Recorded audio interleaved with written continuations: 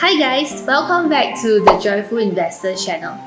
So far, we have been focusing a lot on growth investing, but we actually do invest in the Singapore markets for dividend investing as well.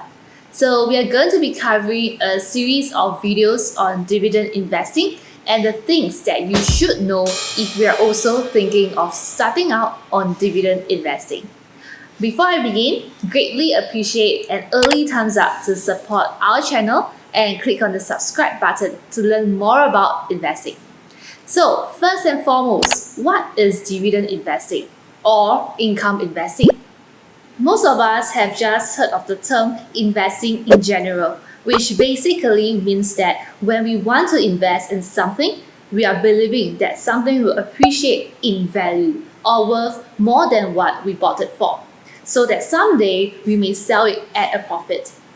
Most people who do this are looking at what we call capital appreciation. It is just like you attempting to buy $1 million property, looking to sell it at 1.2 million in say 5 years later. The 200,000 additional is the capital appreciation. On the other hand, some property owners may be less particular about capital appreciation, but more focused on rental yield that they can collect every other month. These investors are seeking more of yield rather than the price appreciation. In the financial markets, we term this as income investing or dividend investing.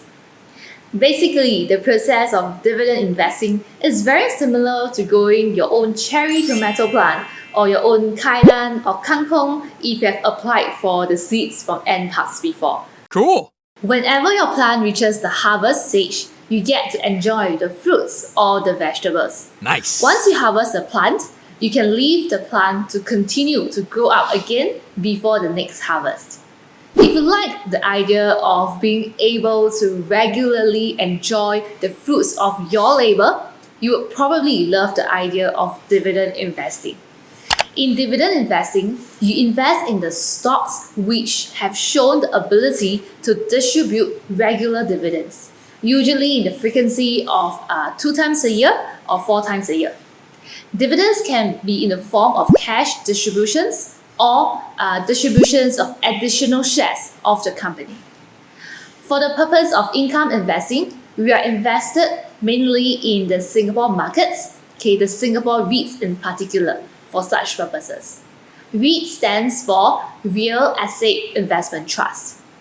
So before we go on further, maybe let us just illustrate to you the beauty of REIT investing and how passive income is created. For the purpose of illustration, we will take a screenshot of the dividends that we receive from one of the stocks in our REITs portfolio that we hold, which is CapitaLand Integrated Commercial Trust. These are some screenshots of our DBS account. You can see that on the 28th January, which is the latest payment date of this REIT, the dividends of CapitaLand Integrated Commercial Trust were credited to our bank account directly. If you'd like to find out about our past dividends that were given for any particular REIT, we may also go to the SGX website to see how much dividends have been paid based on the number of units that we own. So from this, you can do the math on yourself and work out the dividend yield. Of course, it varies slightly from each investor based on the entry price that you took. So what is this REIT that we are paid dividends for? This is a REIT, in fact, most of us will be very familiar with.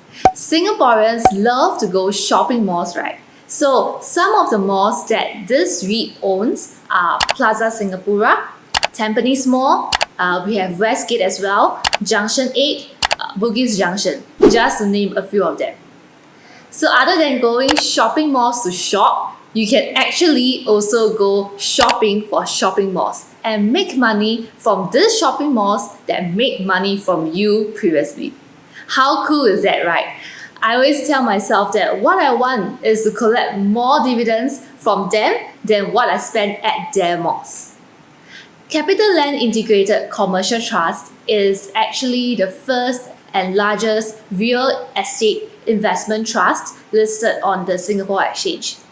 CICT owns and invests in quality income-producing assets primarily used for commercial, including retail and office purposes, located predominantly in Singapore.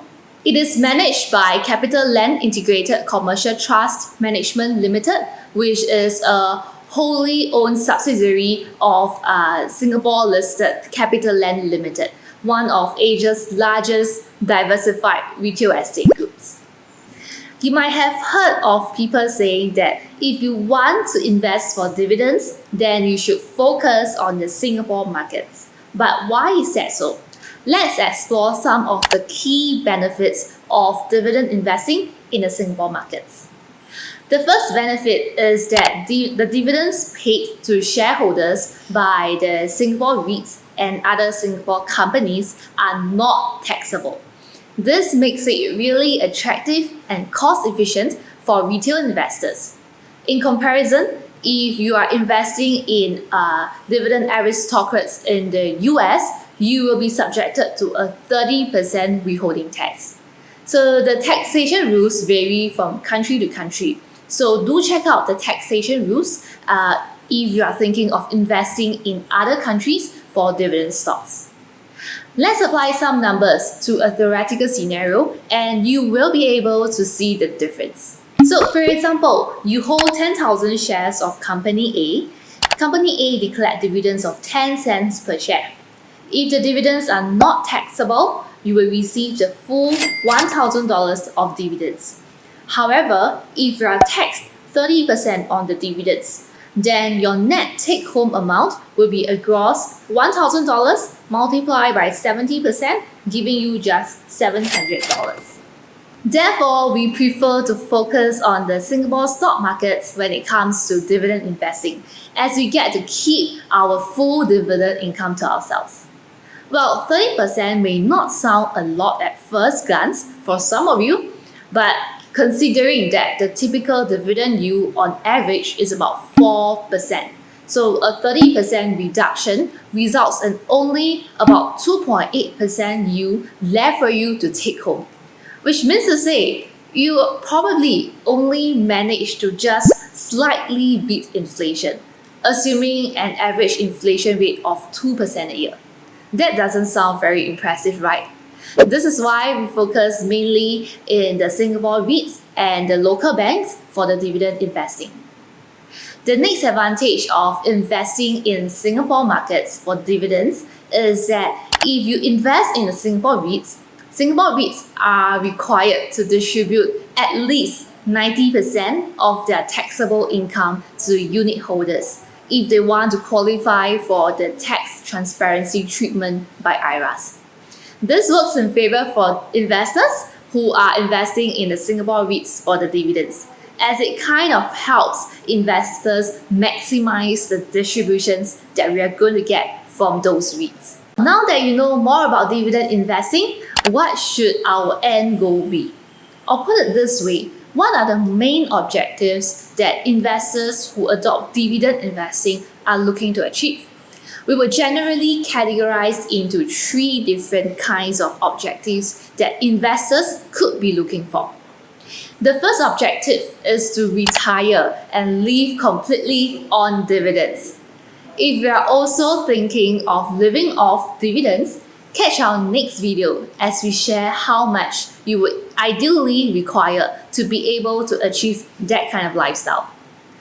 The second objective is that some investors just like the idea of receiving regular cash payouts. While we would generally be able to get a higher investment return from growth stocks as compared to dividend stocks, but for some investors, they just value the cash inflows more than the paper gains. This is also one of the main reasons why there are some investors who prefer dividend investing over growth investing. Lastly, there is another group of investors who allocate a portion of their funds to do dividend investing, and that portion represents the defensive part of their overall investment portfolio. And for us, the joyful investors, we belong to this category. Dividend investing in the Singapore REITs provides us with some kind of reliability and stability in our portfolio, acting like the defenders of the soccer players lineup. If you wish to understand more about our methodology for portfolio construction, check out our blog post. I have linked it up in the description box below. The thing is that though generally investors invest in dividend yielding stocks for the dividends, it does not necessarily mean that there will be no or little capital appreciation to enjoy. Typically for us, we want to be buying good REITs which give us about 4 to 5% of yield. Anything that is less than 4%, we will not be interested in. In fact, we know that there are some investors who may be looking at least 5% yield. There's nothing wrong as well. It's just that occasionally we are cool with 4% because some of the very good REITs may not have so high a yield, which they make up for with the capital appreciation over the long run. Over at TJI, we prefer to look at the broader picture. A slightly lower dividend yield over the long term in return for longer term upside is fine for us. This is because for us, we invest in the dividend stocks not because we need the stream of income to be perpetual in the sense that some retirees would like to. But for us, dividend investing forms the defensive portion of our overall investment portfolio. REITs being cyclical, we may consider to offload them when they are at the top of their cycle and to hold as just cash or to be redeployed into the other markets. To us, it is more of over time how much money it will make us in general and being the defensive portion of our portfolio during times when the growth stocks are not pulling their weights. I hope our explanation can provide you guys with more context on understanding dividend investing and give you an idea of finding out your objective and your goal of doing dividend investing. If you find our content helpful, do click on the subscribe button and turn on the notification bell. We will be uploading our next video on how big a portfolio do you need to live on dividends very soon for those of you who are pursuing the goal of living on dividends. Do also follow us on our Telegram channel as we will post some of our trades from the Singapore REITs from time to time when there are good opportunities in the market. With that, I wish you all a happy Chinese New Year and may you have a bountiful stream of dividends this year.